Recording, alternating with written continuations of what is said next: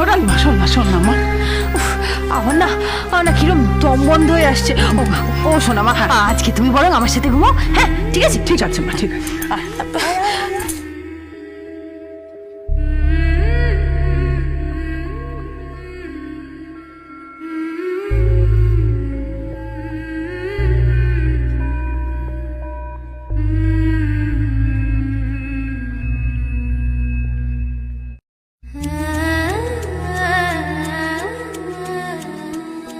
ডালি দিদিমণি, ছোটবেলায় তো আপনি মশারির মধ্যেই শুতেন,